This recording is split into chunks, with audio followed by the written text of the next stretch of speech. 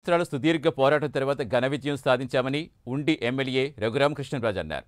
MLC వ్యవస్థ వద్దన్న వారికి నేడు కావాల్సి వచ్చిందని చెప్పారు. అంగన్వాడీల సమస్యలు పరిగణలోకి తీసుకుని తగిన ప్రాధాన్యం ఇస్తామన్నారు. స్పీకర్ పదవే కాదు, ఏ బాధ్యత ఇచ్చినా స్వీకరిస్తానని, ఇవ్వకపోయినా తన బాధ్యత నిర్వర్తిస్తానని తెలిపారు రఘురామకృష్ణరాజు.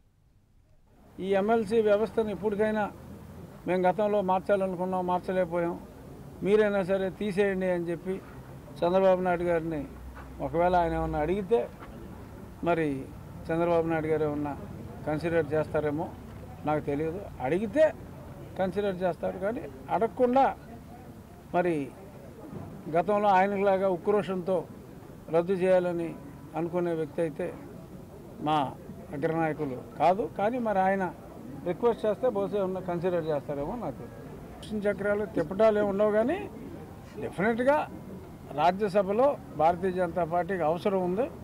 బట్ వాళ్ళ అవసరం ఉండి అడిగినా అడగకపోయినా వీళ్ళ అవసరం కొద్దీ మద్దతు ప్రకటిస్తారు.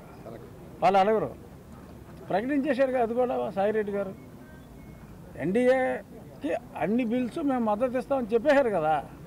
ఇంకా చక్రాలు ఏం తిప్పుతాడు ఈయన? చెప్పేశాడు కదా మద్దతు అన్కండిషనల్గా. సో దాని పెద్ద సీరియస్గా తీసుకోవాల్సిన అవసరం